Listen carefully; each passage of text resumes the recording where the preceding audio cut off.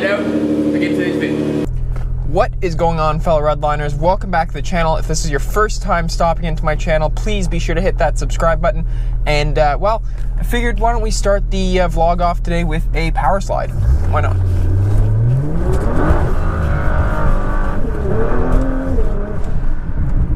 Great way to start the vlog, wouldn't you say?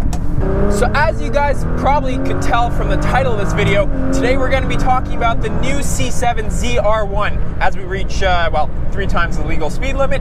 But, you know, today's theme is about high horsepower vehicles, so I figured we got to include some hooning in the GTR while we're talking about it. So let's hop into today's video. As you guys can probably tell from the title of the video, we're talking about the C7 ZR1 today. And I really want to give a huge thanks to my buddy George. If you guys don't know George, he's the same guy that has the Volkswagen Golf R that we raced both at the drag strip and in the streets in Mexico.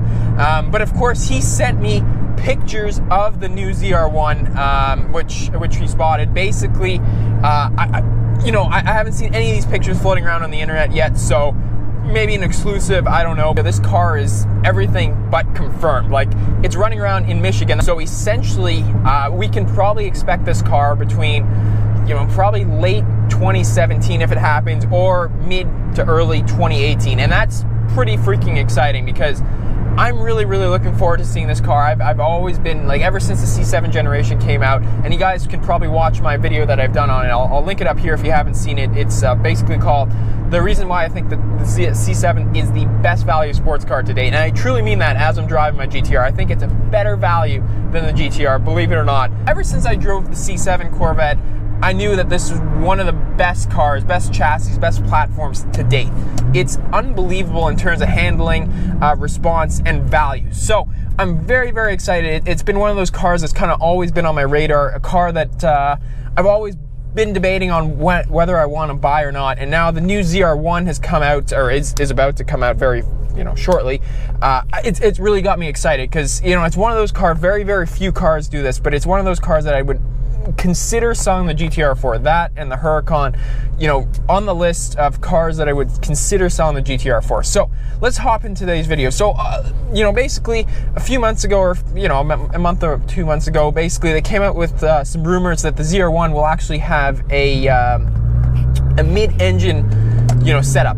And, I didn't believe those rumors. Why? Because basically it's going to be part of the C7 platform. And if they did so much R&D already to, research this platform and try and build it the way they have with the Z06 and the Grand Sport now, I didn't think that they were going to switch it up and do a whole new layout for just the ZR1. It just doesn't make sense. I could see, the C8 Corvette coming out with a mid-engine layout. I just don't see the ZR1 coming out with one. So basically, we're passing a police station right now. I bet you can probably see it on the right. No hooning right here. There's like all of the city's law enforcement right there. And yeah, no, we're just gonna take it easy for a second until we get back to the Mexican roads. All right, so back in Mexico here. I think that's a cop driving the other way. Maybe not.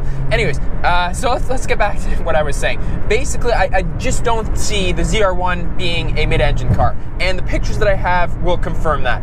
So basically, what are we supposed to expect from this car?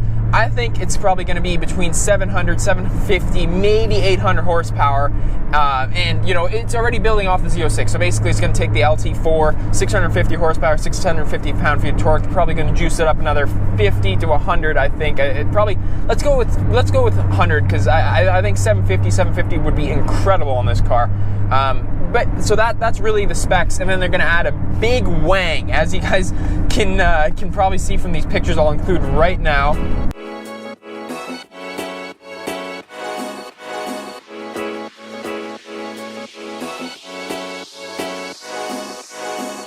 So I included one of the pictures there that show off the wang. Basically, it's kind of taken in landscape mode as opposed to the wide angle mode, so it may not show up well on video, but you guys can probably see how large that wang is. So no more of these, plastic little short pieces of crap. I really, that's the one thing I didn't like about the Z06 was just, the aero kit, like the stage 1, stage 2 aero kit, where it like basically gave you a lip on the back with like that much. I really just one of the only things I didn't like about the C7.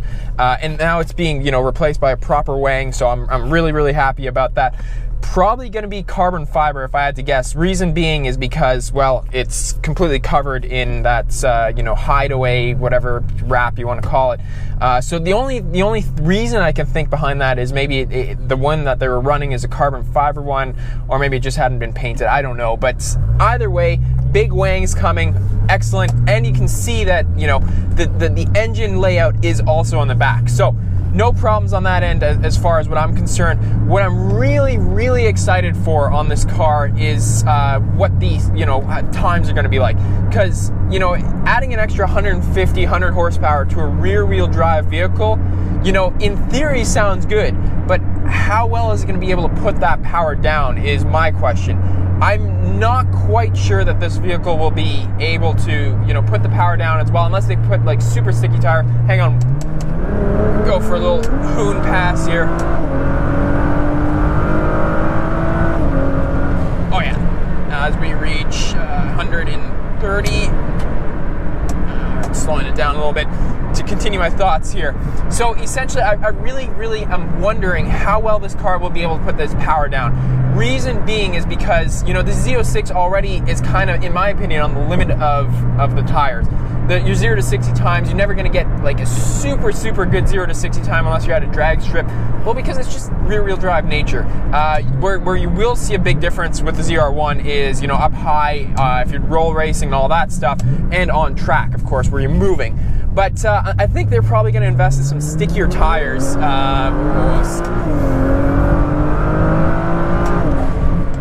I think they're going to invest in some stickier tires for this guy, maybe Cup 2 tires or something stock from the factory, so that, you know, they can market it as a car with a faster 0 to 60 time as the in comparison to the Z06. Reason being is because, well, you know, if they have, you know, something that costs probably 30-40 grand more than the Z06 with like a fraction of a second, 0.1 second faster 0 to 60 time, and maybe like a 0.2 second faster quarter mile, I don't think it's going to really appeal to the buyer. So they're probably going to go with some stickier Cup 2 tires so that they can, you know, show the audience that, hey, this car is a lot faster than the Z06, and they'll probably come out with a Nürburgring time. You know, so I think it's going to be insane. It's going to be ridiculous. You got big downforce in the back. You got 100 extra horsepower, 150 extra horsepower. This thing's going to be a freaking rocket. It will move. I can guarantee you that. So I'm really excited to see what we see. But you know, I think for now it's probably going to be like 150 grand is what I'm thinking. And that kind of brings up my next point here. That kind of puts it in the, one sec, power slide. That kind of puts it in the Nismo category for me, in my opinion. So as you guys can probably tell, I'm hooning around in the GTR right now. But that kind of puts it in the awkward Nismo position. Let me explain what I mean.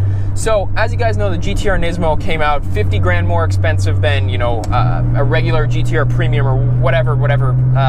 So essentially, all that gave you on the GTR was an extra like 50 horsepower. Sure, it gave you a big wang, gave you some carbon fiber and all that.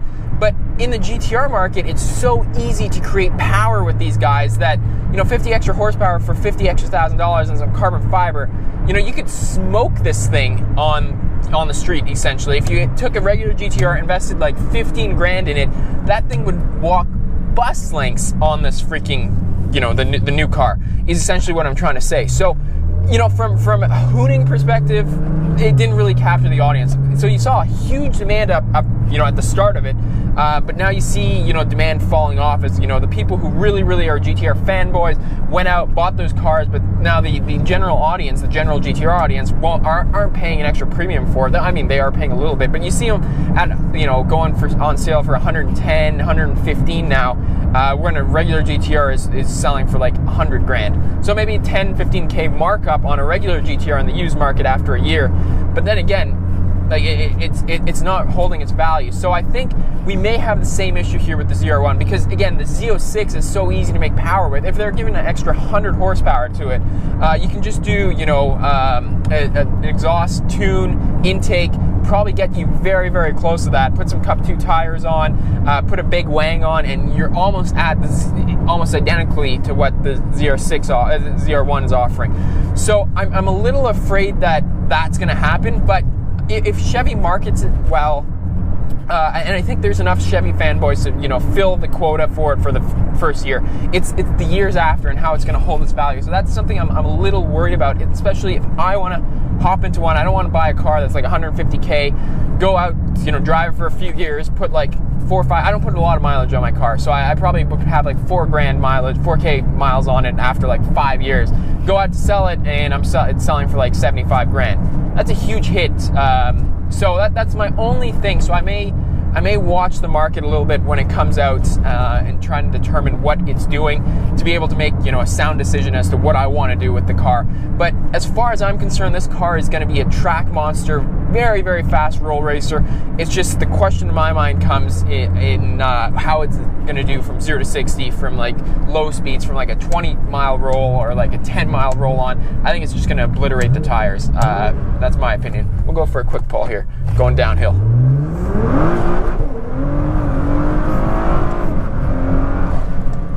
We spun first and second there in an all-wheel drive vehicle. I love that about the GTR. It's so easy to hoon this thing.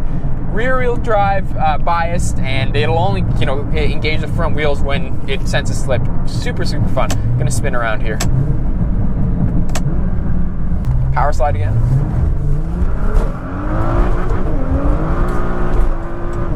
First, second, and third, we're spinning there.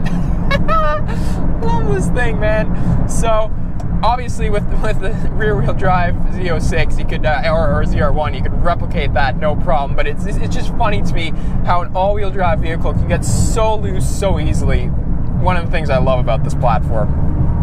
So guys, let me know what you guys think about the ZR1. Do you think it's going to be one of those hot selling products for, you know, a continuous time, for not just for the first year? Will it be the car to have for the next 2-3 years? Will it be that benchmark? Will it be, you know, the benchmark that everyone looks up to in the car world? You look like, you know, the ACR right now in terms of American cars is like the lap king. Laguna Seca, it's like 2.5. Oh, that's a big bump. 2.5 seconds above anything else Motor Trend's tested there. That's huge on, like, you know, a track that's what, 2.1 miles or something like that. That's absolutely huge. So do you guys think this is going to be the you know, the track monster, the street monster that, you know, everyone's kind of making it out to be, or will it kind of fall off the radar?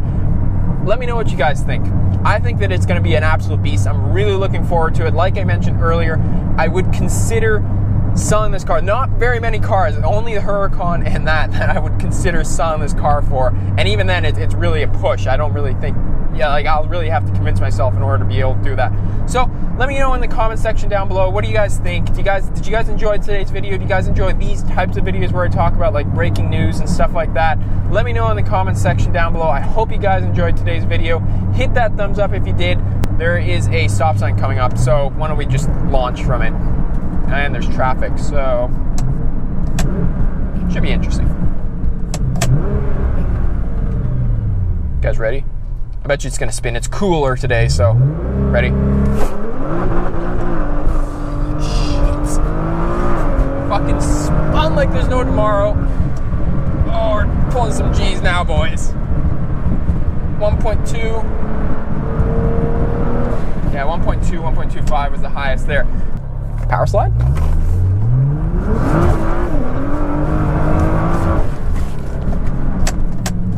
Shift down a couple gears again.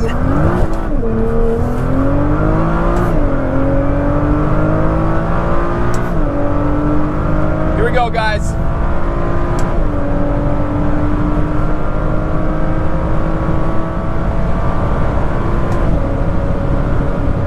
Foot's completely to it. 190 miles right there. Mexico, this is Mexico.